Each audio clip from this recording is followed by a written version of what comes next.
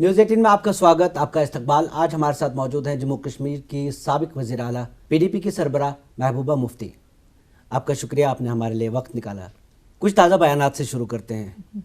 BJP صدر امت شاہ کا بیان آیا ہے، کہتے ہیں کہ 2020 میں 35A کو ہٹایا جائے گا، ابھی تک نہیں ہٹایا جا سکا۔ انہوں نے جو وجہ دی ہے، کہتے ہیں کہ راجیہ سبھا میں میجورٹی نہیں تھی، اس لیے نہیں ہٹایا جا سکا۔ کیا کہتی ہیں آپ؟ وہ بھی دیکھیں گے، ہم بھی دیکھیں گے۔ سیدھی دھمکی؟ بالکل، وہ بھی دیکھیں گے، ہم بھی دیکھیں گے کہ جموں کشمیر کو اگر ان کو ساتھ رکھنا ہے تو ہماری شرطوں کے اوپر رکھنا پڑے گا۔ یہ مسلم میجورٹی اسٹیٹ ہے، اگر وہ اس کے ساتھ کوئی چھیڑ چھاڑ کرتے ہیں تو پھر ان کو جموں کشمیر بھول جانا چاہیے۔ 35A کو لے کر ارون جیٹلی جی کا بھی ایک بیان آیا تھا، کہتے ہیں کہ جو آئینی حیثیت کے بارے میں جو انہوں نے کہا وہ الگ بات ہے، لیکن ایک بات انہوں نے کہی ہے، ایک نیریٹو جو پیش کیا ہے، پہلے بھی اس پہ بات ہوئی تھی، اقتصادی ترقی وہ کہتے ہیں کہ جو ریاست کی وہ اس 35A کی وجہ سے رک گئی ہے۔ دیکھیے، آپ کئی اسٹیٹس کے ساتھ اگر آپ کمپیرزن کریں گے ہماری ریاست کا، تو جو بلو پاورٹی لائن ہے وہ جموں کشمیر میں سب سے زیادہ کم ہے۔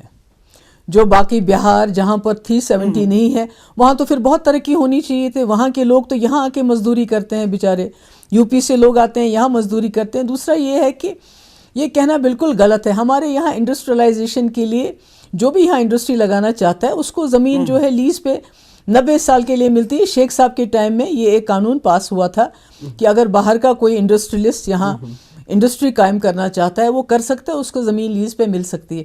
تو کئی ساری چیزیں جو ہیں وہ پورے ملک میں ایک غلط فہمی پیدا کی جاتی ہے، اور جموں کشمیر کے لوگوں کو بھی یہ بتایا جاتا ہے کہ بھئی 370 بہت بڑی رکاوٹ ہے۔ 370 کوئی رکاوٹ نہیں ہے، بلکہ ایک تحفظ ہے جموں کشمیر کے لوگوں کی، جو تشخص ہے، جو ہماری ایک آئیڈینٹی ہے، اور خاص کر جو ہماری ایک مسلم آئیڈینٹی کے ساتھ ایک سیکولر آئیڈینٹی ہے۔ جموں ہے، لداخ ہے، ویلی ہے، ہندو، مسلمان، سکھ، بودھ سب اکٹھے رہتے ہیں۔ ہمارا کلچر ایک جیسا ہمارا کلچر ہے، رہن سہن ہمارا ہے، اور اس کے ساتھ ہم ایک مسلم majority state, only Muslim majority state پورے ملک کے اندر ہے۔ تو اس کو برقرار رکھنے کے لیے، اس کا تحفظ کرنے کے لیے 370 ہے۔ تو اس کے کو کسی بھی غارب میں اگر اس کے ساتھ کوئی چھیڑ چھاڑ ہوگی تو ملک کے لیے اس کے نتائج بہت خطرناک ہوں گے۔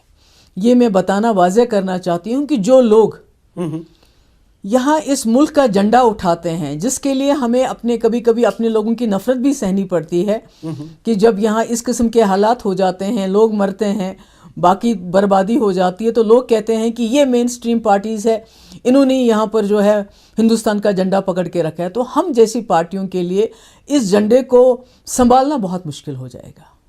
35A پہ آپ کہتی ہیں کہ کسی بھی حد تک جائیں گے ہم۔ عمر عبداللہ کہتے ہیں کہ 35A کا جب کیس چلا سپریم کورٹ میں، تو جو آپ کی الائنس گورنمنٹ تھی، انہوں نے شروع سے ہی کیس جو دفاع کیا، کیس کا جو دفاع کیا وہ کمزور رہا۔ عمر عبداللہ صاحب شاید یہ بات بھول گئے ہیں کہ یہ کیس 2014 اگست سے چل رہا ہے، تب عمر صاحب کی سرکار تھی۔ وہ کہہ رہے ہیں آپ کا اور جو ہماری سرکار میں سب سے جو اچھے وکیل ہے فلی نریمن، ان کو ہم نے انگیج کیا۔ نہ صرف ان کو انگیج کیا بلکہ میں خود پرائم منسٹر سے ملی، میں ہوم منسٹر سے ملی، اور میں نے ان کو الٹیمیٹم دیا۔ میں نے کہا اگر اس کے ساتھ کوئی چھیڑ چھاڑ ہوئی تو ہم یہ سرکار میں نہیں رہیں گے، ہم سرکار توڑ دیں گے اور ہم ریوولٹ کریں گے۔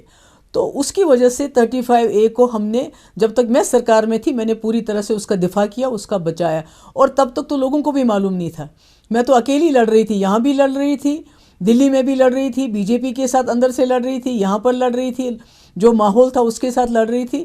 تو ہم نے تو 35A کو ہاتھ لگانے نہیں دیا، ہم نے تو BJP کو نکیل ڈال کے رکھی، ان کے ہاتھ باندھ کے رکھے تھے پورے 2 سال، ہم نے تو کچھ ان کو کرنے نہیں دیا اس کے ساتھ۔ اسٹیٹ سبجیکٹ کا ہے یہ 35A جو ہے، پرمننٹ ریزیڈنٹ سرٹیفکیٹس کا تعلق ہے۔ یہاں پہ ایک کمیشن بنا تھا، پرے کمیشن، وہ تو 2001 سے ہی، 2015 میں اس کی ایک رپورٹ آئی۔ آپ کے ریونیو منسٹر تھے سید بشارت بخاری صاحب، انہوں نے الزام لگایا کہ 2015 میں ایک رپورٹ آئی، 136 سرٹیفکیٹس کو کالعدم کرنا تھا، وہ اللیگل طریقے سے حاصل کی گئی تھی جموں میں۔ وہ کہتے ہیں کہ رپورٹ پہ انہوں نے سفارش کی، لکھا کہ ان کو کالعدم کیا جائے، اور جو لوگ اس میں ذمہ دار ہیں، جو ملوث ہیں ان سرٹیفکیٹس میں، ان کے خلاف سخت کارروائی کی جائے۔ رپورٹ آپ CM تھیں، آپ کے آفس کو گئی، فائل کبھی آئی نہیں. دیکھیے پہلی بات تو یہ ہے کہ جو یہ جعلی سرٹیفکیٹ ملے ہیں یہ میرے وقت میں نہیں ملے تھے، یہ فاروق صاحب کے وقت میں شروع ہو گیا تھا سلسلہ جب ان کی سرکار تھی.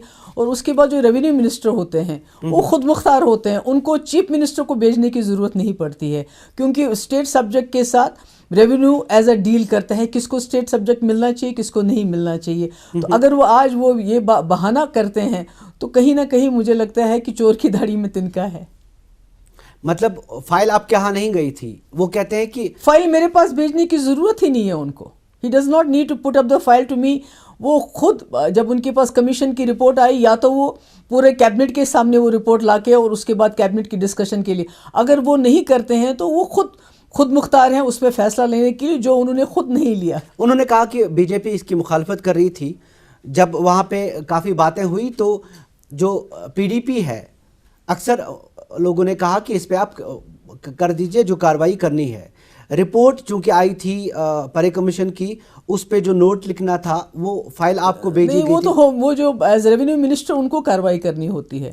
انہوں نے کچھ کاغذات بھی دکھائے اس کے. وہ تو آپ خود ہی اندازہ لگا سکتے ہیں کہ ان کی نیت کیا تھی. اگر وہ ان کاغذات کی فوٹو لے رہے تھے اس وقت سے تو وہ کیوں لے رہے تھے فوٹو؟ کیونکہ کہیں نہ کہیں ان کے دل میں چور تھا، وہ کبھی نہ کبھی اس چیز کو استعمال کرنا چاہتے تھے اور تبھی فوٹو لے کے. ادروائز تو کوئی بھی منسٹر جو ہے کیبنٹ منسٹر اپنے کاغذوں کی فوٹو کہتے ہیں میری عادت ہے. چلیے وہ تو مجھے لگتا ہے اچھی عادت نہیں ہے اس قسم کے، مطلب اس قسم کے. کیونکہ جب آپ حلف لیتے ہیں آپ کہتے ہیں میں کوئی بھی جو میرے جو کاغذ میرے نالج میں جو چیز آئے گی اس کو میں باہر نہیں کسی کو بتاؤں گا. یہ تو اپنے ساتھ ہی سامنے فوٹو کھینچ کے رکھتے تھے. تو آپ خود ہی سمجھ سکتے ہیں کہ بشارت صاحب جو آج کہہ رہے ہیں کیوں کہہ رہے ہیں اور کس نیت سے کہہ رہے ہیں. ایسا تو نہیں کہ اپوزیشن تھی بی جے پی کی، سخت اپوزیشن تھی، یہ معاملہ کبھی اٹھا ہی نہیں. کبھی کیبنٹ میں بشارت صاحب نے اس بات کے بارے میں کبھی انہوں نے کہا کیبنٹ میں نہیں آیا، لیکن چونکہ شور شرابہ ہوا اسی دوران ان کو. بالکل غلط کہہ رہے ہیں. وہ ان کی نیت پہ آپ خود ہی اندازہ لگا سکتے ہیں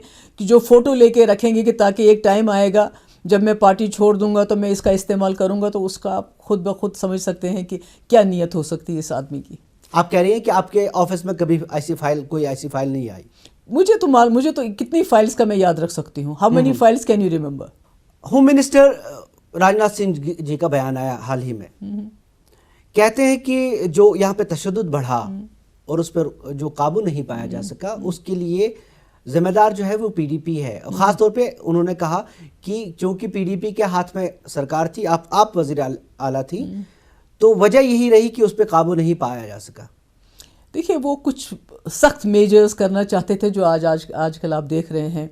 وہ چاہتے تھے ایک دم کریک ڈاؤن ہو، سب کے خلاف پی ایس اے لگائے جائے. سب کے خلاف مطلب جو بے گناہ بھی ہیں، مطلب کہ عام طور سے جس کا بھی کوئی کسی نے پتھر اٹھایا اس کو خالی بند کر کے چھوڑنا نہیں، اس کو پبلک سیفٹی ایکٹ کے اندر بند کر دیجئے. جماعت اسلامی کے اوپر بین لگائیے، جماعت اسلامی کے اوپر کریک ڈاؤن کر لیجئے. یہ جو مسجدوں میں جو مولوی ہیں اگر وہاں وہ کوئی اور بات کرتے ہیں امامت کے سوا ان کے خلاف ایکشن لے لیجئے. اور اسی طرح جب آرمی کہیں غلطی کرے تو میں نے ایف آئی آر درج کی شوپین میں، اس کے خلاف ناراض ہو گئے. یہاں سری نگر میں آپ کو یاد ہے سیکورٹی فورسز کی گاڑی کے نیچے ایک لڑکا آ کے مر گیا، میں نے اس کے خلاف ایف آئی آر دی. تو وہ چاہتے تھے کہ ایسے میجرز کیے جائیں جو آج کل وہ اپنا رہے ہیں. تو جس سے میں نے سمجھتی ہوں کہ جموں کشمیر کا مسئلہ یہ ایک سیاسی مسئلہ ہے. اس میں سختی کرنے سے کچھ نہیں ہوگا. ٹھیک ہے قانون کو کسی کو ہاتھ میں لینے کی اجازت نہیں ہے، مگر اس میں ایک پولیٹیکل پروسیس کی زیادہ ضرورت ہے مقابلتاً سختی کرنے کے. آپ کتنوں کو جیل میں ڈالیں گے؟ میں نے بار بار بولا جموں کشمیر کا مسئلہ ہے آزادی ایک آئیڈیا ہے. آپ انسان کو جیل میں ڈال سکتے ہو، آپ جماعت اسلامی کے آدمی کو جیل میں ڈال سکتے ہو، اس کی آئیڈیالوجی کو آپ جیل میں نہیں ڈال سکتے. جبکہ آپ سمجھتے ہیں کہ جماعت اسلامی کی خالی ایک آئیڈیالوجی نہیں ہے، وہ بہت کام سوشل ورک کرتے ہیں. ان کے ہزاروں کی تعداد میں اسکول چلتے ہیں، یتیم خانے چلتے ہیں. تو صرف ان کی آئیڈیال کی وجہ سے میں ان کو اریسٹ کرتی، جیل میں ڈالتی، تو یہ کیسے ہو سکتا تھا؟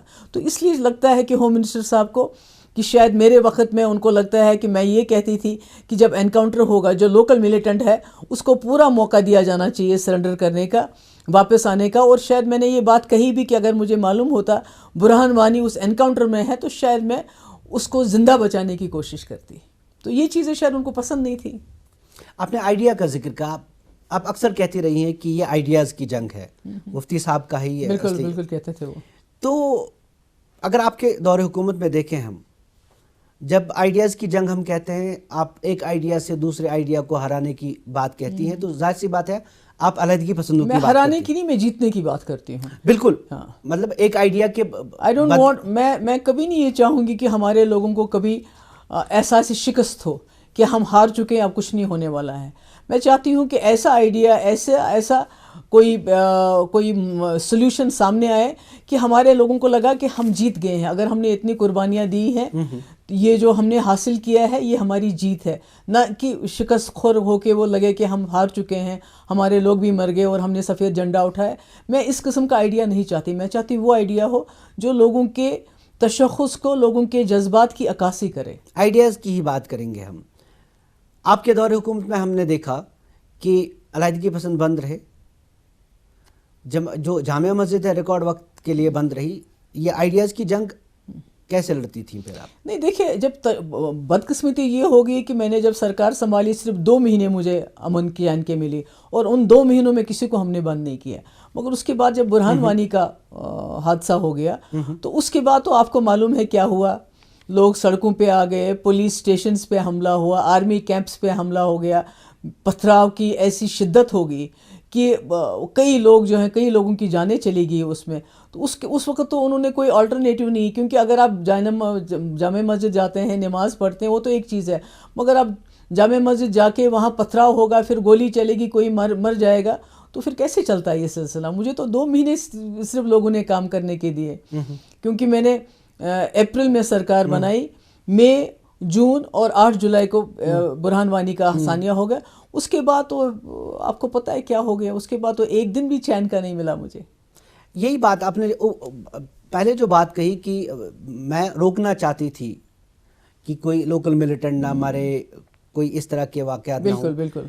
آپ کے بیانات اگر ان دنوں کے میں آپ کو بتا دوں، آپ کو یاد بھی ہوں گے، آپ کہتی تھیں کہ کچھ لوگ ہیں جو ان کو آرمی کیمپوں کی طرف لے جاتے ہیں. وہ لوگ جو ہیں، بالکل کچھ ایسے لوگ تھے. ہاں، یونین حکومت کو لگتا تھا کہ وہ لوگ یہی لوگ ہیں جن کے خلاف وہ کارروائی کر رہے ہیں. پھر آپ نے روکا کیوں؟ نہیں، کئی لوگ ایسے ہیں کہ جو لوگ جو جاتے تھے اور چھوٹے چھوٹے بچوں کو اکسا کے آگے کرتے تھے، اور جب کیمپ کے نزدیک پہنچتے تھے، پولیس اسٹیشن کے نزدیک پہنچتے تھے، خود وہ بھاگ جاتے تھے. وہ کون لوگ تھے؟ جو شرپسند عنصر ہوتے ہیں، اس قسم کے لوگ ہوتے ہیں جو اپنا کام کر کے وہ بھاگ جاتے ہیں. وہ آپ کو ملتے نہیں ہیں اتنی ان کے خلاف تو کارروائیاں کرتے تھے. پھر نہیں، مطلب کہ میں کہتی ہوں ان کو پکڑنا شاید اتنا آسان نہیں ہوتا ہے. وہ پھر بھیڑ میں کھو جاتے ہیں. وہ آپ جیسے، میرے جیسے، جس کو پتہ بھی نہیں چلتا ہے، وہ ایک عام انسان جیسا ہوتا ہے. آئیڈینٹیفائیڈ نہیں تھے وہ کون لوگ ہیں؟ نہیں، وہ اتنی ساری ایجنسیاں ہیں ہمارے پاس. نہیں، کئی لوگ آئیڈینٹیفائی ہوئے، کئی لوگ آئیڈینٹیفائی نہیں ہوئے. جو آئیڈینٹیفائی ہوئے ان پہ کارروائیاں ہوئی. جن کے جو آئیڈینٹیفائی ہوئے ان پہ کارروائی ہوئی، پر بہت زیادہ لوگ آئیڈینٹیفائی نہیں ہو پائے. کئی ایجنسیاں یہ بھی کہتی ہیں کہ یہ جو وہ جن لوگوں کا آپ ذکر کر رہی تھی، وہ وہی لوگ ہیں جن کے خلاف آج کل کارروائیاں ہوتی ہیں. اور ایک اور بات، مرکزی حکومت یا آپ کی جو اس وقت جو الائنس پارٹنر تھی، وہ کیا کہتی ہیں؟ یہاں پہ جو لوگ ہیں جموں کشمیر میں، آپ کے مخالفین ہیں، وہ کہتے ہیں کہ یہ جو تشدد بڑھا، اس کی ایک بڑی وجہ ہے P D P B J P alliance. دیکھیے، لوگوں کو بہت زیادہ امیدیں تھیں مفتی صاحب کے ساتھ، کیونکہ جو پہلے بھی وزیر اعلیٰ بنے اور جو انہوں نے اس وقت کیا، جیسے پوٹا ختم کیا، ٹاسک فورس ختم کیا، اخوانیوں کا راج یہاں پر تھا، وہ مارتے تھے لوگوں کو، کریک ڈاؤنز ہوتے تھے. یہاں نیشنل کانفرنس نے 60 سال بولا ہم مظفر آباد کھولیں گے، تو مفتی صاحب نے کھول کے دکھا دی.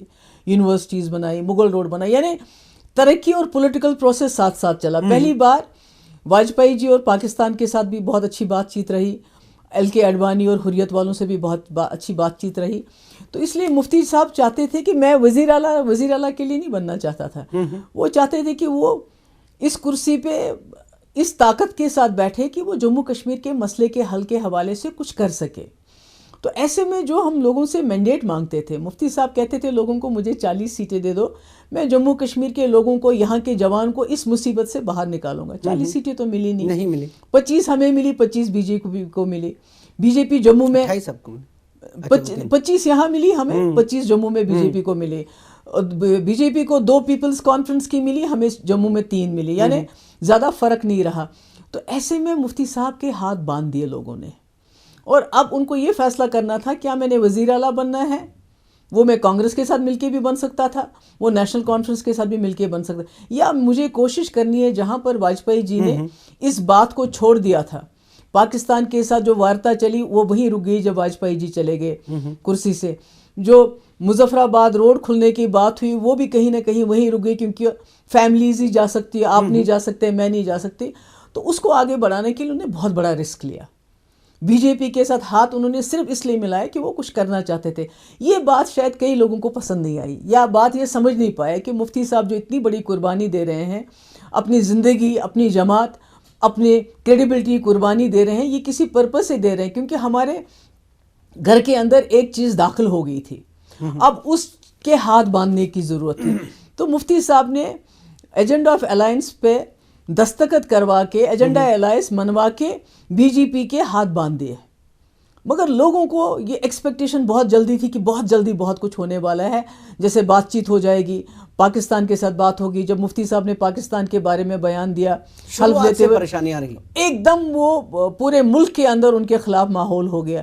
تو ایسا ہوا کہ جو مفتی صاحب کو ایکسپیکٹیشن تھی یا لوگوں کو ایکسپیکٹیشن تھی کہ ایک دم ماحول بدل جائے گا, وہ بدلا نہیں, اور لوگ اس کے ناراض ہو گئے, کیونکہ جس سے امید ہوتی ہے اسی سے ناراض ہوتے ہیں. شروعات سے ہی, پہلے دن سے ہی آپ کی پارٹی کو لگنے لگا تھا کہ الٹ ہو رہا ہے.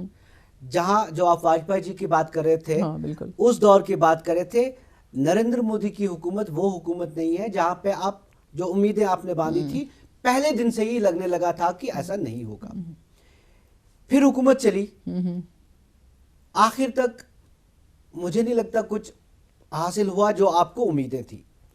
اور جو الزام آپ پہ سب سے بڑا لگا وہ یہ لگ رہا ہے آج کل کہ آپ نے نہ صرف بی جے پی کو پہلی بار یہاں حکومت کرنے کا موقع دیا, بلکہ آر ایس ایس کو کھلی چھوٹ دے دی. انہوں نے شستر پوجا کی, انہوں نے جموں میں ریلیاں کی, پولیس ان کے ساتھ ساتھ رہی, وہاں ان کے وہ ڈنڈے لے کر, وہ 12 بوٹ بندوقیں لے کر, نہ صرف جموں شہر میں بلکہ کشتواڑ جیسے, ڈوڈا جیسے حساس علاقے میں ان کو آپ نے پاؤں پسارنے کا موقع دیا. سب سے پہلی بات تو یہ غلط ہے, بی جے پی کو تو جموں کشمیر میں حال فاروق عبداللہ صاحب نے کیا, جب ان کے پاس 60 ایم ایل اے تھے, اور عمر صاحب کو منسٹر بنایا انہوں نے بی جے پی میں. اور جموں کشمیر میں حکومت نہیں, بی جے پی کا تو حصہ بن گئے نا, بی جے پی کا تو حصہ بن گئے فاروق صاحب, عمر صاحب. وہ کہتے ہیں ہم بھی اسی واجپئی کا حصہ تھے. نہیں, وہ بی جے پی تھی نا, بی جے پی کا حصہ بنے. اس کے بعد کیا کیا عمر صاحب نے؟ پوٹو, ابھی پوٹا نہیں بنا تھا, یہاں لاگو کیا گیا. 7 ہمارے پاور پروجیکٹ بی جے پی کو دے دیے, شاہتوس پہ بین لگائی گئی. مگر جب ہم نے ہاتھ ملایا بی جے پی کے ساتھ, تو میں نے کیا کیا, میں نے آپ کو یاد ہوگا کہ حریت کے دروازے پہ کتنے ممبر پارلیمنٹ چلے گئے کہ ہم سے بات کرو, دروازہ کھول دو, دروازہ نہیں کھولا. دنیشور شرما کو اپوائنٹ کیا گیا, کیبنٹ سیکرٹری کا اس کو رینک دیا گیا بات چیت کے لیے. ہوم منسٹر نے کہا بات چیت کرو. بی جے پی کے خلاف جاتے ہوئے میں نے 12,000 نوجوانوں کے خلاف ایف آئی آر واپس لیے. بی جے پی کی مرضی کے خلاف میں نے یہاں سیز فائر کروا دیا. بی جے پی کے 2 بڑے بڑے ڈگوج منسٹر جو بہت ہی پاورفل مانے جاتے ہیں, لال سنگھ اور گنگا, دونوں کو میں نے ڈراپ کروا دیا. رسانہ کیس میں نے کوئی کمپرومائز نہیں کیا. جو گجر لوگوں کو جموں میں, آپ کو شاید اندازہ نہیں ہوگا کتنا تنگ کرتے ہیں ان کو, میں نے آرڈرز پاس کیے کہ جب تک ہم کوئی فارسٹ ایکٹ نہیں لاتے تب تک ان کے ساتھ چھیڑ چھاڑ نہیں ہونی چاہیے. میں نے آرمی کے خلاف ایف آئی آر دیے, میں نے سی آر پی کے خلاف ایف آئی آر دیے. یہ تو کوئی آسان بات نہیں. آج تو آپ دیکھ رہے ہیں کہ جب یہ ہاتھی کھلا ہے تو اس وقت کیا کیا کر رہے ہیں. یہ سوال ہم بار بار کیوں پوچھتے ہیں کہ ہم نے ایک سی ایم ایک اسٹیٹ کا اس کو ایک اپلبدھی کے طور پہ پیش کرتا ہے کہ میں نے ایف آئی آر دیا. بہت مشکل ہے یہ. آپ بتائیے آج تک کبھی ہوا ہے کیا؟ آپ مجھے ایک مثال دے دیجئے. یہاں فیک انکاؤنٹر ہو گیا مچھل میں, عمر صاحب کے ٹائم میں 3 جوانوں کو پکڑ کے لے گئے, مار دیا ان کو. اسی طرح سے شپین میں کانڈ ہو گیا, شپین میں 2 بچیوں کا ایلیگیشن ہے, ریپ اور مرڈر. کیا ایکشن ہوا مجھے بتائیے, اس میں کیا ایکشن ہوا؟ مگر اس کے مقابلے میں اگر کہیں کوئی غلط ہوا تو میں نے اس وقت کی ڈیفینس منسٹر سے میں نے بات کی فون پہ, میں نے کہا ہم ایف آئی آر دے رہے ہیں آپ کے آرمی کے خلاف, کیونکہ وہاں اس سے غلطی ہوئی. پوچھنا چاہ رہا تھا اتنے بے بس ہمارے سی ایم کیوں ہیں؟ نہیں, بے بس سی ایم کی نہیں ہے. آپ کو یہ یہاں پر آپ کے پاس اپنی میجورٹی نہیں ہے, آپ کسی الائنس میں کام کر رہے ہیں, وہ بھی بی جے پی کے ساتھ الائنس میں کام کر رہے ہیں. ان کی اگر میجورٹی ہوتی تو وہی تو مفتی صاحب کہتے تھے لوگوں کو کہ مجھے 60 سیٹیں نہیں چاہیے نیشنل کانفرنس کی طرح, مجھے صرف 40 سیٹیں دو اور میں دکھاؤں گا. میں نے پہلی بار پوٹا ختم کیا, اب میں ایسپا پہ کام کروں گا. میں نے پہلی بار کئی جگہ جو آرمی کی زمین خالی کروا دی, اب میں اور جگہ خالی کروا دوں گا. تو اسی لیے تو میں بات چیت کراؤں گا, میں دلی کی سرکار کو مجبور کروں گا, مگر اپنی طاقت اپنے ہاتھ میں, اپنی طاقت تھی نہیں. بی جے پی کے ساتھ ہاتھ ملانا پڑا کہ بی جے پی کے ساتھ ہاتھ ملائے بی جے پی کے ہاتھ روکنے کے لیے, اور میں نے 2 سال بی جے پی کے ہاتھ روکے. جو وہ آج کر رہے ہیں میں نے ان کو یہ کرنے نہیں دیا 2 سال. الائنس کی آپ نے بات کی, آپ نے کہا کہ جو بی جے پی کے ساتھ الائنس کیا وہ پارٹی کے لیے خودکشی کے برابر. بالکل تھا, بالکل, وہ مگر آپ نے 2 بار یہ خودکشی کی. بالکل رسک لیا, ہم نے رسک لیا, کیونکہ جب آپ اتنا بڑا رسک لیتے ہیں تو اس میں آپ پوری جان لگاتے ہیں, پوری کوشش کرتے ہیں. جب میں 3 مہینے میں نے سرکار نہیں بنائی, اور میں نے اپنے لوگوں سے بولا, میں نے کہا اگر میں یہ سرکار بناؤں گی, اگر وہ میری کچھ شرطیں پہلے مانیں گے, وہ تو دوسری کہانی ہے کہ اس کے بعد ہماری پارٹی کے اندر کیا ہوا کیا نہیں ہوا. تو میں نے یہ اپنے لوگوں سے کہا کہ یہ مفتی صاحب کا فیصلہ ہے, اور انہوں نے یہ فیصلہ بہت کچھ سوچ سمجھ کے کیا ہے جموں کشمیر کے لوگوں کے لیے, یہاں کے جوان کے لیے جس کے ہاتھ میں یا تو پتھر ہے یا بندوق ہے, یا بیکاری یا بے روزگاری ہے. یہ سب چیز جڑی ہوئی ہے. جوان برباد ہو رہا ہے, ہمارے جوان تباہ ہو رہے ہیں. اس کو بچانے کے لیے ہم نے یہ جو ہے یہ فیصلہ کیا تھا. تو اتنا بڑا رسک لیا ہم نے یہ کرنے کے لیے, تو اس کو ایک دم تو نہیں چھوڑ سکتے کہ بس آج یہ ایک سٹیٹمنٹ آ گیا تو آج آپ سرکار چھوڑ دو. ہم نے آخری دم تک میں نے کوشش کی کہ ہم جموں کشمیر کے مسئلے کے حوالے سے پاکستان کے ساتھ بات کر سکیں, حریت والوں سے بات کر سکیں, اور ہم نے اپوائنٹ بھی کیے. کئی لوگوں نے, ہوم منسٹر نے بار بار بولا, پر چونکہ پاکستان کے ساتھ ہمارے تعلقات خراب رہے, بی جے پی کے جو پرائم منسٹر پہلے لاہور گئے, اس کے بعد پٹھان کوٹ ہو گیا, تعلقات اتنے خراب رہے, اس کا ڈائریکٹ اثر پڑا جموں کشمیر پہ. تو اس کے بعد آپ حریت والوں کو بولتے رہے ہم بات چیت کے لیے تیار ہیں, بات چیت کے لیے تیار ہیں, وہاں سے پاکستان کو ہم مکہ دکھا رہے تھے, یہاں سے ہاتھ ملانے کی کوشش کر رہے تھے. یہ باتیں چلتی نہیں ہیں. واجپئی جی اس لیے کامیاب ہوئے تھے کیونکہ انہوں نے سری نگر میں یہ کہا تھا میں پاکستان کے ساتھ دوستی کرنے کے لیے تیار ہوں, اور ساتھ ہی میں جموں کشمیر کے مسئلے کا حل جو ہے انسانیت کے دائرے میں نکالنا چاہتا ہوں. تو یعنی یہ 2 کڑیاں ہیں, پاکستان اور سیپریٹسٹ. جب تک یہ تینوں نہیں ملیں گے تب تک مجھے لگتا ہے کہ یہ بات آگے چلنے والی نہیں ہے. آپ نے مفتی صاحب کی وفات کا ذکر کیا, 3 مہینوں کا ذکر کیا, اس دوران آپ نے کئی بیانات بھی دیے, انہولی الائنس کی بھی بات چلی, آپ نے شرائط کا ذکر کیا, آپ نے خود فرمایا. لیکن اس کے بعد کیا ہوا؟ جو حکومت بنی وہ بغیر کسی شرط کے بنی؟ نہیں, شرط کے بغیر نہیں بنی. ایجنڈا آف الائنس پہ تو پہلے سے تھا. ہاں, دیکھیے کیا ہو گیا کہ میں چاہتی تھی کہ وہ کچھ چیزوں پہ عمل کریں. ایک تو میں چاہتی تھی کم سے کم ایک پاور پروجیکٹ ہمیں, آپ نے کہا پارٹی میں کچھ ایسا, میں وہی بتا رہی ہوں نا کہ ہم نے کچھ شرطوں کے لیے بی جے پی کو میں تیار کر رہی تھی, کیونکہ ادروائز میں نے سوچا تھا میں سرکار نہیں بناؤں گی. اگر ایجنڈا آف الائنس کی 2-3 چیزوں پہ یہ عمل نہیں کریں گے تو میں سرکار بالکل میں مینٹلی لگ رہا تھا. مگر بدقسمتی ہماری پارٹی کے کچھ لوگ ایسے نکلے جو چلے گئے, بی جے پی لیڈرشپ سے ملے, آر ایس ایس کی لیڈرشپ سے ملے, اور ان کو یہ بتایا کہ آپ اس کو کیوں اتنا کر رہے ہیں, ہم تیار ہیں, ہمارے پاس 18 یا 19 لوگ ہیں, ہم سرکار بنائیں گے. مجھے کوئی فرق نہیں پڑتا اگر وہ سرکار بناتے, مگر جو اس قسم کے لالچی لوگ ہیں جو یہ کہیں کہ ہمیں ایجنڈا آف الائنس سے, جو ان کا نظریہ تھا, انہوں نے مجھے بہت ٹائم لگا ان کو مجھے کنونس کرنے میں. جب میں آمادہ نہیں تھے انہوں نے میں سمجھایا کہ میں کرسی کے لیے چیف منسٹر نہیں بننا چاہتا ہوں, میں جموں کشمیر کے لوگوں کے لیے کچھ کرنا چاہتا ہوں. اور زندگی کا آخری موڑ تھا ان کا, اور ان کی صحت بھی اتنی اچھی نہیں تھی, مگر وہ تب بھی انہوں نے اپنی جان جوخم میں ڈال دی کہ جموں کشمیر میں یہ خون خرابہ بند ہو, یہ ہمیشہ کے لیے مسئلہ حل ہو.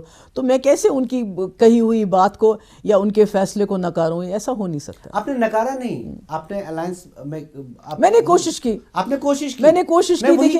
دیکھیے آپ حاصل کچھ نہیں ہو. دیکھیے مجھے یہ بتائیے, آج کیا آپ امیجن کر سکتے ہیں بی جے پی 1 مہینے کا سیز فائر کرے گی؟ کیا وہ حاصل نہیں تھا اس کا کہ وہ اور بھی آگے چلتا؟ اگر میری کنٹینیوٹی ہوتی تو شاید میں 6 مہینے تک بھی آگے بھی چلاتی ہوں سیز فائر کو. کیا وہ کوئی کم چیز تھی؟ بی جے پی سے 12,000 نوجوانوں کے ایف آئی آر وڈرا کرنا یہ کوئی معمولی چیز تھا؟ بی جے پی سے ایک کیبنٹ سیکرٹری کا ایک انٹرلاکیوٹر اپوائنٹ کروانا بات چیت کے لیے, جو بی جے پی آج صرف آپ کو معلوم ہے وہ آج کیا کہتے ہیں؟ یہ سب کام تو میں نے ان سے کروایا نا، ہوم منسٹر سے تو 4-5 بار میں نے کہلوایا میں بات چیت کے لیے تیار ہوں. تو کیا یہ کوئی آسان کام تھا؟ ایک چیز جاننا چاہیں گے، یہ ایک آپ سی ایم رہی، آپ اندرونی معاملات سے بھی واقف ہیں، باہر بیرونی معاملات سے بھی. آخر ہوا کہ 1-2 سال میں کہ اتنی ڈیسپریشن ریاست میں ہوئی، ملیٹنسی تو یہاں پہلے بھی تھی، اتنی ڈیسپریشن ہوئی کہ ایک نوجوان ہتھیار چھینتا ہے اور پھر ملیٹنٹ صفوں میں شامل ہوتا ہے. اتنی ڈیسپریشن کی اتنی سویلین کلنگز ہوئی، سیکورٹی فورسز کے لوگ مارے گئے اور پیلٹس کتنے لوگوں کو لگے. یہ اتنی ڈیسپریشن یہ 1-2 سال میں ہوئی کیسے؟ دیکھیے یہ ہماری غلط فہمی، یہ 2 سال یا 1 سال یا 3 سال کی بات نہیں ہے. ہمارے یہاں ایسا ہوا ہے کہ 2002 میں جب PDP کی سرکار بنی کانگریس کے ساتھ، تو حالات کچھ بہتر ہو گئے. آپ کو یاد ہوگا کہ ملیٹنسی بھی ڈاؤن ہو گئی، باقی چیزیں بھی اچھی ہو گئی، لوگوں نے ایک اطمینان کا سانس لینا شروع ہو گئے، ڈائیلاگ پروسیس بھی چلا. مگر اس کے بعد جب کانگریس کے چیف منسٹر آئے تو انہوں نے سوچا سب ٹھیک ہو گیا ہے، اب نہ ڈائیلاگ کی ضرورت ہے، نہ پاکستان کے ساتھ بات کرنے کی ضرورت ہے. تو کچھ دیر ہمیں امن ملا. اس کے بعد جب انہوں نے جو زمین ٹرانسفر کی آزاد صاحب کے ٹائم 2008 میں ان کو لگا کہ شاید اس سے پورے ملک میں ان کو ووٹ ملنے والا ہے، تو اس لینڈ رو ہو گیا، پھر حالات خراب ہو گئے، پھر لوگ سڑکوں پہ آ گئے لاکھوں کی تعداد میں. اس کے بعد پھر الیکشن ہوئے، لوگوں نے ووٹ ڈالے. پھر 2010 میں ایک وجہ بنی، فیک انکاؤنٹر ہوا، لوگ سڑکوں پہ آ گئے. پھر بامک فاروق کا، طفیل مرتو کا، پھر شپین کا وہ واقعہ ہو گیا، اس سے لوگ پھر سڑکوں پہ آ گئے. پھر کئی 100 سے زیادہ لوگ اس وقت مارے گئے. پیلٹ گن یہاں پہ سڑکوں پہ آتے رہے، پیلٹ گن اسی وقت انٹروڈیوس ہو گیا 2010 میں. اس کے بعد کچھ دیر پھر امن رہا، پھر افضل گورو کو پھانسی لگی، پھر لوگوں میں غصہ آ گیا. تو جو افضل گورو کو پھانسی لگی وہ غصہ لوگوں کا باہر نکلا نہیں تھا. یہ میں آپ کو آج بتانا چاہتی ہوں، شاید کچھ لوگ اس بات کو سمجھیں گے، کچھ نہیں سمجھیں گے. وہ اندر کشمیری کو ایک جوان کو یہ بات چبھ گئی کہ 28 نمبر سے اٹھا کے کانگریس نے صرف الیکشن کو، جیسے بی جے پی آج بالا کوٹ پاکستان کو گالیاں دے رہی ہے، پاکستان کے ساتھ غصہ کر رہی ہے، صرف الیکشن کے لیے یہ سب کچھ چل رہا ہے. اسی طرح کانگریس نے 28 نمبر سے ایک نوجوان کو اٹھا کے پھانسی دے دی الیکشن جیتنے کے لیے. وہ غصہ ابھی تک جوانوں کے اندر ٹھنڈا نہیں ہوا. وہ بھی ایک بہت بڑی وجہ ہے جس کی وجہ سے جوان جو ہے اس وقت بندوق اٹھا رہا ہے. اور دوسرا میں نے پہلے بھی کہا، لوگوں کو ایکسپیکٹیشن تھی جس طرح واجپئی جی کے ٹائم میں مفتی صاحب آئے، حالات ٹھیک ہو گئے، پاکستان سے بات ہو گئی، اسی طرح شاید مودی جی کے ٹائم میں بھی ہوگا، جو اتنی جلدی ہوا نہیں اور مفتی صاحب اس دنیا سے چلے گئے اور لوگوں کو دل میں یہ دل کی بات دل میں رہ گئی اور حالات کا اس پہ نیگیٹو اثر پڑا. مطلب آپ مانتی ہیں کہ ایک فیکٹر یہ رہا، جو امیدیں آپ نے باندھی بالکل وہ ٹوٹ گئی لوگوں کی. مطلب وہ تو میں نے کہا نا کہ وہ جو ہمیں ایکسپیکٹیشن تھی، کیونکہ مودی جی بار بار کہتے تھے میں واجپئی کے نقش قدم پہ چلوں گا، تو ہم نے بھی مان لیا کہ واجپئی جی کے نقش قدم پہ چلیں گے. کیونکہ واجپئی جی کا بس لے کے گئے لاہور، کرگل ہوا، پھر بھی واجپئی نہیں رکے. انہوں نے آگرہ بلایا، آگرہ سمٹ فیل ہو گیا، اس کے بعد پھر واجپئی جی لاہور چلے گئے. نریندر مودی نے ایک کوشش کی، وہ لاہور چلے گئے، اس کے بعد پٹھان کوٹ ہو گیا تو اس کے بعد وہیں رک گئی ان کی گاڑی. تو اس کی وجہ سے لوگوں میں ایک ڈس الوجنمنٹ ہو گیا. آج کل NIA پہ آپ بہت سارے بیانات دیتی ہیں. شروع کا جو الزام آپ پہ ہے کہ وہ یہ کہ NIA کو آپ نے ایکسیس اسٹیٹ میں دے دی. نہیں، ایسی بالکل غلط ہے. NIA نے کافی سارے نوجوانوں کو یہاں سے، عمر صاحب کے ٹائم میں 2009 میں NIA آیا، کئی سارے لڑکے، کنجلون کا ایک لڑکا ہے کیونکہ اس کا فادر میرے مفتی صاحب کے پاس ذریعے لے جاتے تھے، دلی پکڑ کے لے جاتے تھے. دلی میں پکڑتے تھے، بالکل دلی پکڑ کے لے جاتے تھے، یہاں سے پکڑ کے پہلی بار نہیں ہوا. NIA کی طاقت تب بڑی جب ہمارے کچھ لیڈروں نے ٹیلی ویژن کے اوپر، جب ان کے سٹنگ آپریشن ہوا تو وہاں پر اس بات کو مانا کہ ہم پیسہ لیتے ہیں اور اسکولوں اور ہسپتالوں اور وغیرہ وغیرہ، جو آپ نے بھی دیکھا، میں ان لیڈرز کا نام نہیں لینا چاہتی، انہوں نے کروڑوں روپے کی بات کی، کسی نے 50 کروڑ کہا، کسی نے 100 کروڑ کہا، اتنا روپے دے دو پھر ہم ایسا کریں گے. اس کی وجہ سے NIA کو ایک فٹ ہولڈ مل گیا جموں کشمیر میں یہاں کے لیڈرز کو گرفتار کرنے کا. مگر اس کے باوجود جتنا میں نے سٹینڈ لیا، کیونکہ عمر فاروق کے اوپر وہ تب بھی NIA ریڈ کرنا چاہتے ہیں، میں نے کرنے نہیں دیا. اسی طرح انکم ٹیکس کا ریڈ گیلانی صاحب کے اوپر ڈالنا چاہتے تھے، یاسین ملک صاحب کے اوپر ڈالنا چاہتے ہیں. کافی چیزوں کو میں نے روکا. جیسے صلاح الدین صاحب کے لڑکے ہیں، ایک کو پہلے پکڑ کے لے گئے، میں نے کافی کوشش کی، پھر دوسرے کو میں نے روک لیا. تو کیونکہ وہ ایک عام شہری ہے، صلاح الدین کے جو لڑکے ہیں وہ عام شہری ہے، وہ کوئی آپ کہہ رہے ہیں آپ نے روکا بہت اس پہ جو بیان آ رہے ہیں دلی سے، وہ کہتے ہیں انہوں نے اینٹی ٹیرر جو آپریشنز تھے ان کو ہنڈر کیا، ان کو آگے ہونے نہیں دیا. نہیں وہ تو ٹھیک، وہ تو میں صحیح کہتی ہوں. میرا یہ مطلب ہے کہ کہنا ہے کہ آپ سبھی کچھ بندوق کے بلبوتے پہ حل نہیں کر سکتے. اگر ان پہ کیس بنتا تھا آپ نے روکا کیوں؟ نہیں کس پہ؟ میروائز عمر فاروق پہ کون سا کیس بنتا ہے؟ گیلانی ابھی جو ہو رہا ہے وہ کیا غلط ہو رہا ہے؟ نہیں، یہ تو بالکل، یہ تو صرف پورے ملک کو دکھانے کی بات ہے. الیکشن کا یہ سارا الیکشن سٹنٹ ہے کہ پورے ملک کو دکھانا چاہتے ہیں. جیسے میں نے کہا کہ کانگریس نے افضل گرو کو پھانسی کیوں لگائی 28 نمبر سے اٹھا کے؟ یہ دکھانے کے لیے دیکھو ہم کشمیر کو کتنا فرملی ڈیل کرتے ہیں. اسی طرح بی جے پی دکھانا چاہتی ہے پورے ملک میں کہ دیکھو ہم نے پاکستان کے اوپر بھی حملہ کر دیا، ہم جموں کشمیر میں بھی وہاں کے لوگوں کو جو سیپریٹسٹ ہیں ان کو چن چن کے ہم ان کو بھی چن چن کے پکڑ رہے ہیں، بند کر رہے ہیں. باقی چیزیں یہ سب الیکشن کے حوالے سے ہو رہا ہے اور اس سے کچھ ہونے والا نہیں ہے. آخرکار اگر بی جے پی ہو، کانگریس ہو، جس کی بھی سرکار ہو، پہلے تو کانگریس 10 سال رہی سرکار میں، انہوں نے کوئی بات نہیں کی، نہ پاکستان سے بات کی، نہ حریت سے بات کی. 10 سال ان کو سنہری موقع ملا، کچھ بھی نہیں کیا. اگر دو پارٹیوں کے بیچ میں چننے کا موقع ملے، ایک پرزپشن ہم لیتے ہیں، کانگریس اور بی جے پی جموں کشمیر میں سب سے زیادہ قصوروار کس کو مانتی ہیں؟ ساری جماعتیں ایک جیسی ہیں. دیکھیے واجپئی جی کے علاوہ جو بھی یہاں آیا ہے اس نے جموں کشمیر کے ساتھ انصاف نہیں کیا. کانگریس کی سرکار 10 سال رہی، یہاں بھی ان کی سرکار ملی جلی سرکار تھی. پہلے آزاد صاحب چیف منسٹر تھے، اس کے بعد عمر صاحب 6 سال چیف منسٹر تھے.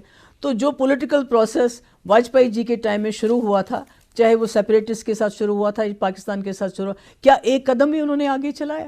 اگر چلایا ہوتا تو آج یہ مصیبت نہیں ہوتی. N I A as an institution, اس پہ آپ نے کئی الزامات لگائے اور جماعتوں نے بھی لگائے. آپ نے ایک موقع پہ یہ بھی کہا کہ این آئی اے کے ذریعے پی ڈی پی کو توڑنے کی کوشش کی جا رہی ہے. اس کے بعد سے لیکن جب آپ نے کہا اس وقت یہ حکومت جب ٹوٹی تھی، یہ غلط حساب سے آپ بات کر رہے ہیں. میں نے یہ کہا کہ کچھ لوگ یہاں پر این آئی اے کو دکھاتے ہوئے اس کی دھمکی کا استعمال کرتے ہیں. اب این آئی اے کا نام لے کر این آئی اے کا نام لے کے ہمارے لوگوں کو ڈرایا جاتا ہے. وہ یہاں کے کچھ لوکل لوگ تھے. بالکل آپ نے کہا کہ این آئی اے کا نام لے کر ہمارے لوگوں کو دھمکایا جا رہا ہے اور پی ڈی پی کو توڑنے کی کوشش کی جا رہی. بالکل. لیکن جب پی ڈی پی ٹوٹی، پتا چلا کہ وہ بی جے پی میں نہیں گئے، وہ اور پارٹیوں میں گئے. اور بالکل جو لوگ چلے گئے یا نکالے گئے، انہوں نے یہ کہا کہ ہم محبوبہ مفتی کی تاناشاہی کی وجہ سے نکلے. اس پہ کیا کہیں گے؟ نہیں، جب وہ منسٹر تھے تو تب تاناشاہی نہیں تھی. جب وہ منسٹر تھے تب تو برقرار تھے، بڑے بڑے عہدوں پہ تھے، تب تو سب کچھ اچھا تھا. تو منسٹری چلی گئی تو اس کے بعد تاناشاہی یاد آئی، تو کیا کہوں میں اس کا. ایک اور بات ہوئی یہاں پہ، انہوں نے کہا کہ ایک سرکل بن گیا تھا آپ کے ارد گرد اور جو باقی لوگ تھے وہ حاشیے پہ چلے گئے تھے. کہنے کو تو کچھ بھی کہہ سکتے ہیں. وہ سرکل تو تب بھی تھا جب وہ منسٹر تھے، تب منسٹری چھوڑ کے کیوں نہیں گئے؟ آپ کہہ رہے ہیں ان کو کرسی چاہیے تھی، کرسی گئی تو وہ بھی گئے. کرسی بھی گئی، وہ بھی گئے. جماعت اسلامی کے بارے میں آپ نے جماعت اسلامی کے بارے میں ایک بیان میں آپ نے کہا کہ ان کے خلاف کوئی کیس نہیں بنتا. بالکل، کیونکہ میں بھی جب چیف منسٹر تھی مجھے کافی بار جو ہے ایجنسیز کی کہ بھئی ان کے اوپر کریک ڈاؤن کرنا چاہیے، یہ کرنا چاہیے. میں نے کہا مجھے ثبوت دو، کیونکہ میں بچپن سے میں جماعت اسلامی ہمارے جاننے والے ہیں، اٹھنا بیٹھنا ہے. تو جماعت اسلامی ایک آئیڈیالوجی ہے، ان کا اپنا ایک ڈسپلن ہے، مگر اس کے علاوہ اتنے اسکول، اتنے ادارے چلاتے ہیں. اور جب بھی مصیبت آتی ہے، چاہے وہ بھونچال ہو، چاہے سیلاب ہو، جتنا کام ان کی آرگنائزیشن کرتی ہے وہ کوئی نہیں کرتی. ہمارا اختلاف ہے ان کی آئیڈیالوجی کے ساتھ، مگر اس کا یہ قطعی مطلب نہیں ہے کہ مجھے کوئی ڈائریکشن آئے گی دلی سے کہ ان پہ کریک ڈاؤن کرنا ہے تو میں کروں گی. میں اس بات کو نہیں مانتی. اور ان کے اوپر بین لگانا بھی بالکل غلط ہے. یہ بہت ہی غلط فیصلہ ہے جماعت اسلامی پہ بین لگانا. اس سے کوئی مسئلہ حل نہیں ہوگا، بلکہ آپ ایک مسلم میجارٹی اسٹیٹ میں ایک مسلم آرگنائزیشن ہے، ایک سوشل آرگنائزیشن ہے، ایک پولیٹیکل آرگنائزیشن ہے، اس کو ٹیررائز کر رہے ہو. اس سے کیا حاصل ہوگا؟ کچھ حاصل نہیں ہوگا اس سے. چلیے آپ کھل کے جو پابندی لگی اس پہ، جماعت اسلامی پہ جو پابندی لگی، آپ کھل کے اس کی مخالفت کریں. بالکل، میرا عقیدہ ہے، میرا یہ ماننا ہے کہ آپ آئیڈیالوجی کو قید نہیں کر سکتے ہو, آپ انسان کو قید کر سکتے ہو. You have to have a better ideology. اس پہ لوگ کہتے ہیں, اس پہ کچھ لوگ آپ کے مخالفین ہیں, وہ کہتے ہیں کہ وہ جو جماعت اسلامی ہے انہوں نے آپ کا ماضی میں آپ کی مدد کی ہے انتخابات میں, لیکن جب آپ نے بی جے پی کے ساتھ اتحاد کر لیا, الائنس کر لیا, تو وہ آپ سے ناراض ہوئے. اب کی بار آپ کرنا کیا چاہتی ہیں؟ آپ ان کو ون بیک کرنا چاہتی ہیں؟ ایسی کوئی بات نہیں ہے. دیکھیے میں نے پہلے بھی کہا ہے کہ جب مفتی صاحب بھی تھے ان پہ بھی ایک بار الزام لگایا گیا, جب 87 کے الیکشن ہوئے تو ان پہ یہ الزام لگایا گیا کہ انہوں نے جیب میں سے پین نکال کے لوگوں کو اشارہ دیا کہ بھئی آپ جماعت اسلامی کو ووٹ ڈالو. تو یہ الزام میں بہت پہلے سے میرے والد کے خلاف بھی لگے, میرے خلاف بھی لگے, ان کو میں زیادہ سیریسلی نہیں لیتی. 2017 اور 2019 محبوبہ مفتی میں کتنا فرق ہے؟ لوگ کہتے ہیں بہت فرق آ گیا. نہیں, کوئی فرق نہیں آیا. یہ ہے کہ ہماری ایک الائنس تھی, ایک چیف منسٹر ہوتے ہوئے آپ کو ایک ڈیکورم رکھنا پڑتا ہے, اور آپ کرتے زیادہ ہو بولتے کم ہو. مطلب کہ جس چیز کے جو میں آج زبانی باتیں کر رہی ہوں, 370 پہ بات کرتی ہوں, کھل کے وہ میں اوپنلی, مگر وہ میں دلی میں لڑ رہی تھی ان چیزوں کے خلاف. جو باتیں میں آج سٹیج پہ کہتی ہوں, میں نے 2 سال ان باتوں کے لیے لڑا ہے, دلی سے لڑا ہے, بی جے پی سے لڑائی کی ہے, میں نے جنگ کی ہے وہاں بھی ان چیزوں کے لیے جو میں آج زبانی, چاہے NIA کی گرفتاریاں ہو, میں نے وہاں بھی لڑائی کی ہے, جنگ کی ہے ان کے ساتھ کہ یہ آپ غلط کر رہے ہیں, یہ ایسا نہیں کرنا چاہیے آپ کو. مگر آج چونکہ میں چیف منسٹر نہیں ہوں, میں دلی میں یہ کام نہیں کر سکتی, تو اس لیے میں جو کر سکتی ہوں زیادہ سے زیادہ میں آواز اٹھا سکتی ہوں. جماعت اسلامی پہ بین لگی تو میں کیا کر سکتی تھی؟ آپ کو لگتا ہے یہ لوگ یقین کرتے ہیں؟ دیکھ وہ لوگوں کا ناراض بہت ہیں لوگ آپ سے. نہیں, وہ بالکل ناراض ہے, مجھے معلوم ہے. بی جے پی کے جانے سے لوگ بہت ناراض ہیں. بی جے پی کے جانے سے کہ ان کے ساتھ ملنے کے ساتھ, بی جے پی کے ساتھ ملنے سے لوگ بہت ناراض ہیں. مگر یہ مفتی صاحب نے یہ ناراضگی سوچ سمجھ کے مول لی تھی ایک بڑے کاز کے لیے. کبھی کبھی آپ اپنے آپ کو قربان کرتے ہو اپنے بچوں کے لیے, کئی ماں باپ قربان. اب بچے وہ قربانی سمجھے نہ سمجھے وہ اور بات ہے, پر ایک ٹائم آئے گا لوگ بھی سمجھیں گے کہ مفتی صاحب نے کتنی بڑی قربانی دی تھی. پوسٹ بالاکوٹ بات کریں, کئی لوگ کہتے ہیں کہ نریندر مودی زیادہ مضبوط بن کے ابھرے بالاکوٹ سٹرائکس کے بعد. آپ کیا سمجھتے ہیں؟ دیکھیں ہمارے یہاں جو بہت بڑی پرابلم ہے وہ یہ ہے کہ جموں کشمیر کو سیکورٹی اور پاکستان کی نظر سے دیکھا جاتا ہے. میں نیشنل پالیٹکس میں اسی کی بات کر رہی ہوں, تو ایسے میں پاکستان بھی ایک ڈسکورس میں آتا ہے, جموں کشمیر بھی ایک ڈسکورس میں آتا ہے. تو پورے ملک کا ایسا مزاج بنایا ہے کہ جتنا آپ سختی پاکستان کے ساتھ رویہ اپناؤ گے, جتنا آپ جموں کشمیر کے ساتھ سخت رویہ اپناؤ گے, اتنا لوگوں میں آپ مقبول ہو جاتے ہو. جی, مقبول ہو جاتے ہو, یہ پاپولر ہو جاتے ہو. تو وہی مودی جی نے بھی کیا کہ بالا کوٹ میں کیا ہوا کیا نہیں ہوا, کتنے پیڑ ٹوٹے, کتنے مرے, کیا ہو وہ تو کسی کو بھی معلوم نہیں ہے. مگر انہوں نے اپنے ملک میں جہاں دکھا دیا کہ میں نے جی بڑا کمال کر دیا, اور لوگ تالیاں بجا رہے ہیں. یعنی بالا کوٹ میں آپ نہیں سمجھتی کہ وہاں پہ دیکھیے ایک اٹینشن ڈائیورٹ کرنے میں مودی کامیاب ہو گئے ہیں, کیونکہ بے روزگاری تھی, کسان خودکشی کر رہے تھے, GST کی وجہ سے لوگوں کو لگتا ہے نقصان ہو رہا تھا, ڈی مانیٹائزیشن کے لیے بے روزگاری بیکاری بڑھ رہی تھی, بہت سارے مسئلے مسائل تھے ملک کے. مگر ایک بالا کوٹ کی سٹرائک سے آج پاکستان کے بغیر کوئی بات ہی نہیں کرتا ہے. جب بھی مودی جی تقریر کرتے ہیں پاکستان پاکستان پاکستان سے شروع کرتے ہیں, پاکستان پہ ختم کرتے ہیں. پھر جموں کشمیر جو بچا ہوتا ہے وہ جموں کشمیر میں ہم نے یہ کیا, ہم نے سیپریٹسٹ کے ساتھ وہ کیا, تو ہم نے سختی کی, فلانی کو جیل میں ڈالا.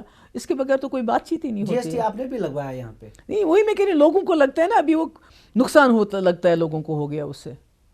ہاں لوگ کہتے ہیں کہ نقصان ہو گیا. اب ان دنوں بہت اپوزیشن بھی ہوئی. آپ نہیں دیکھیے ہم نے تو اسمبلی میں لایا نا, وہ تو ہم نے کوئی ایسے تو نہیں پاس کیا. کوئی مجھے یاد ہے آپ نے کہا یہ ہسٹوریکل موقع ہے کہ اسمبلی میں آیا. ہاں اسمبلی میں, نہیں تو لیکن GST کا یہاں جتنے بھی قانون ہوتے تھے, میں نے کہا ابھی جو پوٹا, ابھی پوٹو ہی تھا, ابھی پوٹا بنا نہیں تھا, تو عمر صاحب نے یہاں, فاروق صاحب نے یہاں اس کو لگا لیا. ہمارے 7 پاور پروجیکٹ وہ کون سے اسمبلی میں انہوں نے ڈسکس کیے جو وہاں دے دیے.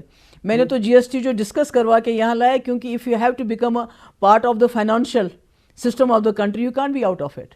آپ اس سے باہر نہیں رہ سکتے, کیونکہ آپ کے لوگوں کو کاروبار کرنا ہے ملک میں, وہاں سے سامان لانا ہے, ملک کا سامان یہاں آنا ہے. تو جب آپ GST کے حصہ ہی نہیں بنیں گے تو سامان کہاں سے لائیں گے؟ آپ کا سامان کون لے کے جائے گا, اور آپ سامان کہاں سے لاؤ گے؟ جی, یہ جو عمر عبداللہ کہتے ہیں کہ ہم اس پہ نظر ثانی کریں گے, دوسرا کہتے ہیں کہ یہ جو آپریشن آل آؤٹ ہے اس کو جی بند کروائیں گے. کروا سکتے ہیں, آپ سی ایم رہی ہیں. میں نے تو کرایا نا, 1 مہینے تو میں نے بند کروائے, مگر فاروق صاحب بتائیں ابھی ایک دن بھی انہوں نے سیز فائر ہونے دیا. عمر صاحب بتائیں ایک دن بھی انہوں نے آپریشن بند کیے, آپریشن ہی نہیں والی بند کیے. فاروق صاحب کے ٹائم میں پتھربل فیک انکاؤنٹر جس میں 8-9 لوگ مارے گئے. عمر صاحب کے ٹائم میں مسل فیک انکاؤنٹر جس میں 3 لوگ مارے گئے. میرے وقت میں تو خدا نہ خواستہ ایسا کچھ نہیں ہوا. ایک انکاؤنٹر ہوا جیسے روز ہوتے ہیں جس میں برہان وانی مارا گیا. نہیں, سویلینس تو بہت مرے. نہیں, مگر وہ کیسے مرے, اس کی کیا وجہ تھی؟ یہاں 2010 میں کھریو میں ایک پولیس اسٹیشن میں حملہ ہوا اور 4-5-6 لوگ مارے گئے, اور 2016 میں برہان وانی کے بعد درجنوں پولیس اسٹیشنز کو جلایا گیا, آگ لگائی گئی, درجنوں آرمی کیمپس پہ حملہ ہوا, اور وہاں جا کے لوگ جو ہیں خاص کر جو بچے میں نے کہا آگے کر دیے گئے, خود پیچھے بھاگے, مارے گئے, زخمی ہو گئے. وہ تو کوئی نارمل سچویشن میں نہیں تھی کہ کوئی سڑک پہ جا رہے ہیں, پروٹیسٹ کر رہے ہیں, اور خدا نہ خواستہ جیسے وامق فاروق ہے یا طفیل متو کو کہیں سے گولی یا کہیں سے شل لگے. یہ تو بالکل پولیس اسٹیشنز پہ حملہ کرنے, ان میں آگ لگانے جا رہے تھے. تو وہاں سے تو آپ کو پتہ ہے پولیس پھر وہاں کیا, کئی جگہ پہ تو فائرنگ ہوئی, ڈائریکٹ فائرنگ ہوئی, پیلٹس چلے تقریباً. نہیں, وہ تو ہر جگہ حملہ ہوا, ہر جگہ حملہ ہوا. یہ کہیں پر ایسا نہیں تھا کہ کوئی آپ کا بڑا ہی پیسفل پروسیشن جا رہا ہے. پولیس اسٹیشن میں تو آپ پیسفل پروسیشن لے کے نہیں جاؤ گے آگ لگانے کے لیے. آرمی کیمپ پہ تو آپ حملہ کرنے کے لیے کوئی پیسفل پروسیشن تو نہیں ہوتا. 1/2 کلومیٹر دور بھی تھے لوگ, فائرنگ ہوئی کپواڑہ میں ہوئی. 1/2 کلومیٹر 1.25 کلومیٹر دور تھے لوگ. کہاں پر دور تھے؟ پروٹیسٹ چل رہا تھا, 1.25 کلومیٹر دور تھے. کس پہ پروٹیسٹ؟ جب پروٹیسٹ کرتے تھے تو حملہ کس پہ, پتھراؤ کس پہ ہوتا تھا؟ پتھراؤ کس پہ ہوتا تھا؟ پتھراؤ تو ہوتا کیوں تھا وہ تو آپ کو پتا ہے. وہی میں کہہ رہی ہوں نا کیوں ہوا. دیکھیے نا 2010 میں مسل فیک انکاؤنٹر ہو گیا, لوگوں کو 2016 میں ہوا کیا؟ نہیں, میں آپ کو بتاتی ہوں. 2010 میں نہیں, میں کمپیریزن کر رہی ہوں نا. 2010 میں مسل میں فیک انکاؤنٹر ہو گیا, لوگوں کو غصہ آیا. شپین میں 2 بچیوں کے ساتھ غلط ہو گیا, پھر ان کا قتل ہو گیا جو کہا جاتا ہے ایلیگیشنز ہے, لوگوں کو غصہ آ گیا. وامق فاروق یا طفیل متو کہیں تھے, ان کو گولی لگی, لوگوں کو غصہ آ گیا. 2016 میں تو کچھ نہیں ہوا, ایک انکاؤنٹر ہوا جیسے آج بھی انکاؤنٹر ہوتے ہیں, صبح بھی ہوتے ہیں, شام کو بھی ہوتے ہیں. مگر اس انکاؤنٹر کے ساتھ جس طرح سے کچھ لوگوں نے اس کو موبلائز کیا, آرمی کیمپس پہ, پولیس اسٹیشنز پہ حملہ کیا, جہاں ان کو معلوم تھا کہ 100% وہاں سے گولی چلے گی اور ڈیتھ ہوگی اور یہ بچے مارے جائیں گے. یہی بات, یہی سے آپ کی, آپ ایز سی ایم بھی بات کر رہی ہیں, اب آپ اپوزیشن میں ہیں, باہر ہیں. ہم اس کو سمجھنا چاہتے ہیں. آپ نے کہا کہ موبلائزیشن ہوئی, اتنے بڑے پیمانے پہ 2 دن میں, 4 دن میں, 15 دن میں موبلائزیشن, اور لوگ پھر نکلے آرمی کیمپس پہ, پولیس اسٹیشن حملہ کیا. کچھ تو اندر تیاری تھی نا, تیاری تھی, کچھ لوگ تو تیاری بھی تھی نا اس کی. یہ تو ایک دم نہیں ہو سکتا کہ آپ نے مسجدوں میں کیسٹ چلے تو وہ تو راتوں رات تیار نہیں ہو سکتے. اس کا مطلب ہے کوئی ایسے عنصر تھے, کوئی ایسے لوگ تھے جو تیاری کر رہے تھے کہ کوئی بھی موقع ملے گا, چاہے فیک انکاؤنٹر نہ ہو تو انکاؤنٹر ہی ہو. تو ہم نے انٹیلیجنس کو کچھ خبر نہیں تھی, اتنا بڑا لاوا ہو سکتا ہے انٹیلیجنس کو نہیں خبر ہو اس بارے میں, مگر یہ جو ہے اس میں کافی پری پلاننگ. اس سے پہلے آپ کے پاس, آپ سی ایم تھی, آپ کے پاس میرے پاس کوئی نہیں, میرے پاس کوئی اطلاع نہیں, کوئی اطلاع نہیں تھی میرے پاس. یعنی انٹیلیجنس فیلئر تھا, ایک بڑا انٹیلیجنس کہہ سکتے ہیں, وہ بھی کہہ سکتے ہیں آپ.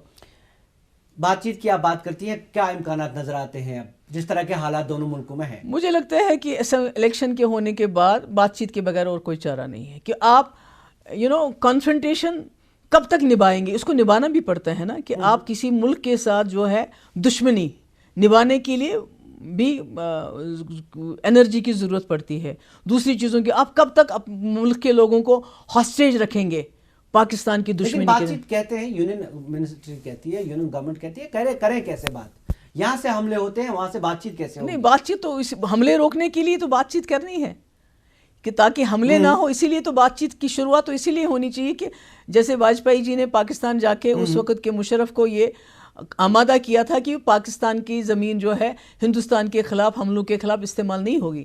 وہ بھی تو بات چیت تھی. تب تو یہاں ملیٹنسی بھی کم ہوگی, انفلٹریشن بھی کم ہو گیا, تو اسی سے تو بات بنے گی. آپ کہتے ہیں دونوں ملک ڈرامے کرتے ہیں الیکشن کے ٹائم میں؟ نہیں, ہمارا ملک تو اس وقت کر رہا ہے, مجھے پاکستان کا معلوم نہیں, پر ہمارے ملک نے تو بہت بڑا ڈرامہ کیا. آپ خالی بالا کوٹ کا ذکر کر رہی ہیں کہ آپ پلوامہ سے لے کر بالا کوٹ تک کا؟ نہیں, میں بالا کوٹ کی بات کر رہی ہوں. اس پہ پلوامہ میں بھی انٹیلیجنس فیلئر ہے. اتنا زیادہ RDX کیسے آیا, کوئی سوال ہی نہیں پوچھتا ہے. صرف وہ پیٹھ تھپ تھپا رہے ہیں, میں نے بالا کوٹ میں کیا تو اتنا RDX کیسے پہنچا, اتنے لوگ کیسے مارے گئے. اپوزیشن ناکام رہی نیریٹو کو آگے بڑھانے. What ever it is. اور دوسری بات یہ بھی اگر آپ نوٹ کریں گے, یہ پہلی بار CRPF کے 40 ہمارے جوان شہید ہوئے.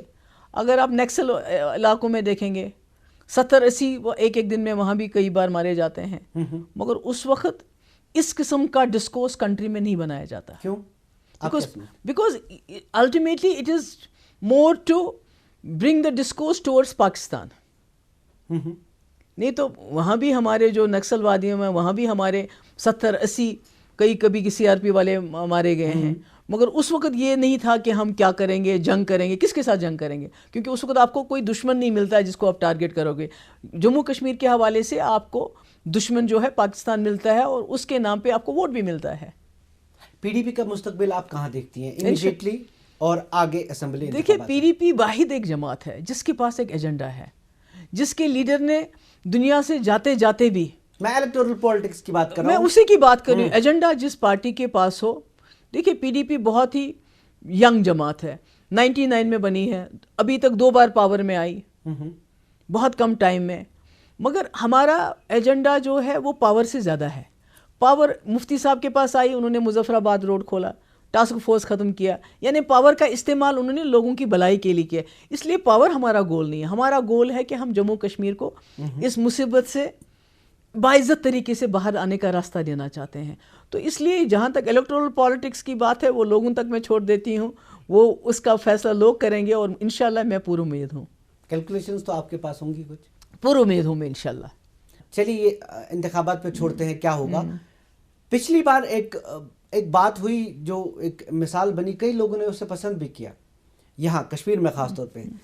جب اسمبلی تحلیل نہیں ہو رہی تھی تو نیشنل کانفرنس اور آپ مل گئی, اسمبلی تحلیل ہو گئی, آپ کا مقصد پورا ہو گیا. وہ شاید مقصد اتنا ہی تھا. کیا فیوچر میں اگر ضرورت پڑی PDP نیشنل کانفرنس کے ساتھ کسی طرح کا اتحاد کر سکتی ہے؟ دیکھیے جہاں جموں کشمیر کے تشخص کی بات آتی ہے, جموں کشمیر کے مفاد کی بات آتی ہے, جیسے میں نے کہا 370 کو لے کے ہم نیشنل کانفرنس کے ساتھ کسی حد تک جانے کے لیے میں تیار ہوں. 370 کو بچانے کے لیے کچھ بھی, ہماری پارٹی اگر سب کچھ قربان کرنا پڑے اور ہم لوگوں کو اکٹھا آنا پڑے 370 کو بچانے کے لیے, I am ready for that. اور ہمیں یہ بھی یاد رکھنا چاہیے کہ نیشنل کانفرنس کی بھی ذمہ داری بنتی ہے, کیونکہ جب الحاق ہوا ہے وہ نیشنل کانفرنس نے کیا ہے. اس وقت مہاراجہ ہری سنگھ نے شرطیں رکھی, اور اس وقت ان شرطوں کو تب تک نہیں مانا گیا جب تک مرحوم شیخ صاحب نے بھی اس الحاق پہ دستخط نہیں کیے. تو اس لیے نیشنل کانفرنس کی بھی اتنی ہی ذمہ داری ہے جتنی ہماری ہے. ایک آخری سوال محبوبہ جی, جو ہمیں بھی کئی بار پریشان کرتی ہے, جو ہمارے جب بھی یہاں پہ حالات خراب ہوتے ہیں, 2010 ہو 2016 ہو, جو ہمارے مین اسٹریم پولیٹیشنز ہیں ایسا لگتا ہے کہ وہ ارریلیونٹ ہو جاتے ہیں, وہ لوگوں تک پہنچ نہیں سکتے, لوگ ان کو اپنے پاس نہیں آنے دیتے. ایسا کیوں ہوتا ہے؟ نہیں دیکھیے, میں نے پہلے بھی یہی کہا نا کہ جموں کشمیر کی جو پالیٹکس ہے یہاں جو مین اسٹریم کا ہے, ان کا رول بڑا مشکل ہے. تبھی میں نے کہا یہ جو 370 کے ساتھ چھیڑ چھاڑ کرنے والی بات کرتے ہیں ان کو یہ پتہ ہونا چاہیے جو یہاں ملک کا جھنڈا لے کے گھومتے ہیں کن حالات میں لے کے گھومتے ہیں. وہ اگر وہ 370 کے ساتھ چھیڑ چھاڑ کریں گے تو یہ جھنڈا اٹھانے کے لیے محبوبہ مفتی, مجھے نہیں معلوم نیشنل کانفرنس کیا کرے گی, شاید ہم جیسے لوگ آگے نہیں آ سکتے ہیں. تو اس لیے ہمارا رول بڑا پیکیولر ہے, بہت مشکل ہے ہمارا رول یہ بیلنس کرنا کہ جہاں آپ ملک کے مفاد کو بھی نظر میں رکھتے ہو اور جموں کشمیر کے لوگوں کے مفاد کو بھی نظر میں رکھتے ہو. تو اس میں جب کہیں کوئی زیادتی ہو جاتی یا کوئی مشکل آتی, جیسے میں نے پہلے کہا تھوڑے حالات ٹھیک ہو جاتے ہیں ہم کہتے ہیں سب ٹھیک ہو گیا, ہم بھول جاتے ہیں, ہم ڈائلاگ بھول جاتے ہیں, ہم پاکستان بھول جاتے ہیں, ہم ریکنسلیٹری میجر سب بھول جاتے ہیں, ہم کہتے ہیں اب تو سب ٹھیک ہو گیا, اب تو کچھ کرنے کی ضرورت نہیں, اب سڑک بناؤ, بجلی دے دو, پانی دے دو, مسئلہ حل ہو گیا. مگر جب شام کو ٹی وی پہ نیوز آتی اتنے لوگ مارے گئے تو پھر ہم کو یاد آتا ہے نہیں, حالات تب تک ٹھیک نہیں ہوں گے جب تک آپ ڈائلاگ نہیں کرو گے. تو جب کہیں پر ہم مین اسٹریم پارٹی سے چوک ہو جاتی ہے, جب لوگوں کو لگتا ہے کہ جس چیز کے لیے ہم نے ان کو چنا ہے یا سامنے لایا ہے یہ اس پہ پورے نہیں اتر رہے ہیں, تو ہماری زمین جو ہے وہ تنگ ہو جاتی ہے. اور اس میں نئی دلی کا بھی رول ہے, جتنا وہ 370 کو ختم کرنے کی زیادہ بات کریں گے اتنا وہ مین اسٹریم پارٹیز کے لیے جموں کشمیر میں سپیس جو ہے چوک کرتی. آپ کا بہت بہت شکریہ. آپ کا بھی بہت شکریہ.